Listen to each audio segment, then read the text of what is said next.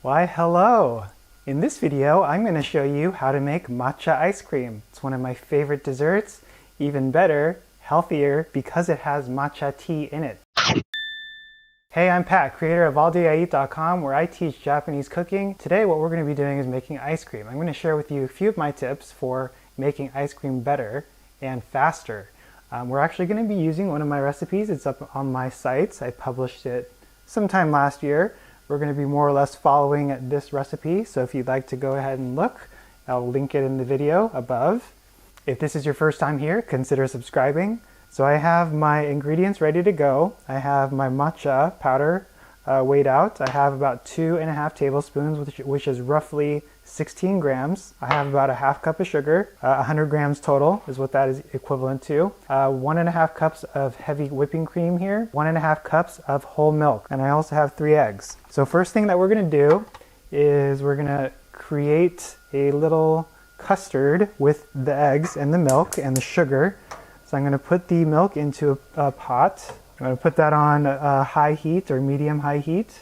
So I'm going to dump the sugar all into the pot. We want it to dissolve, and I'm give it a little bit of a stir. And we're going to separate the egg yolks out from the egg whites. So the way that I do that, I use the shell. I don't know how you guys do it. If you have a better way, let me know, but this is how I've always been doing it my whole life. So I'm going to put the egg whites in here. You can save that for breakfast or some other savory dish, or you can make a meringue. What do you like to do with your egg whites? Let me know.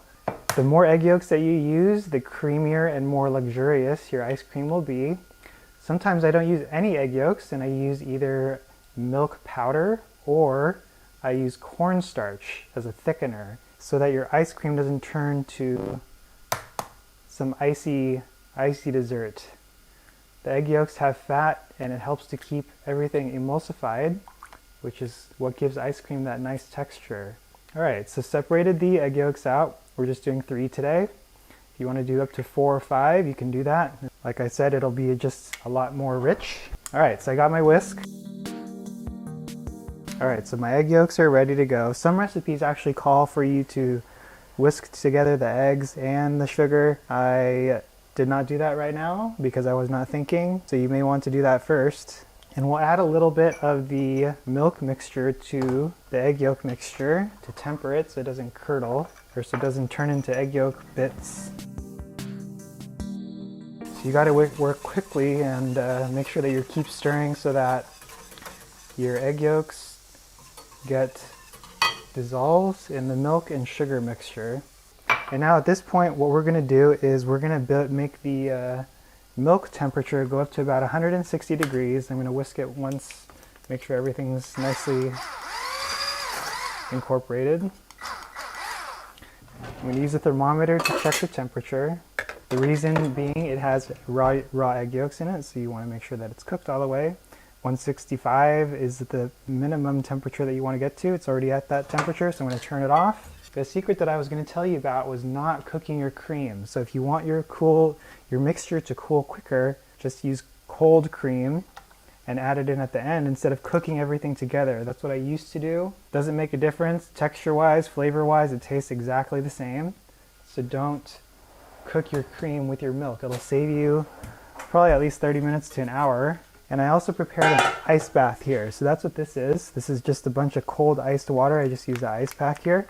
And this will help to cool down the mixture that we just made much quicker. So I'm going to transfer this into this bowl. I'm going to keep the whisk so that we can whisk everything. So right now this is a custard. At this point you can still adjust for sweetness. If you don't think a half cup of sugar is sweet enough for you, I think it's plenty for me. You can add more sugar while it's still hot, it'll still melt. So I'm going to put all the matcha powder in. Mixture is still pretty warm. I want my matcha powder to be evenly dispersed, so I'm going to whisk it. And if you get clumps, sometimes I get clumps, actually I think all the time I get clumps, and the whisk doesn't cut it, I'm just going to use my blender. So the blender attachment, I'm not going to use the whisk, so let's go ahead and switch that out. You could of course throw this into your regular blender, if you have a Vitamix or a KitchenAid, Cuisinart, whatever it is. And this also helps to cool it. So I'll intermittently give it a stir while it's cooling in my little ice water bath. All right, so I'll see you back in about 20 minutes. All right, guys, so I'm back. My ice cream base has just about cooled. Make sure that none of that water gets into our ice cream container. So you can see that it looks nice and green, just like green tea ice cream would. Now, even though I use matcha today, you can also use green tea leaves if you can't find matcha or you don't want to spend the money. Just make sure that you have good quality green tea leaves. And when you pour this into the container, you want to make sure to start the pre-cool, or the actual cycle, not the pre-cool, so that the ice cream starts to churn.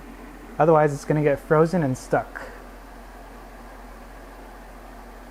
Alright, so I'm going to hit start and we're going to drop this all in here. Are you ready? I'm going to do it.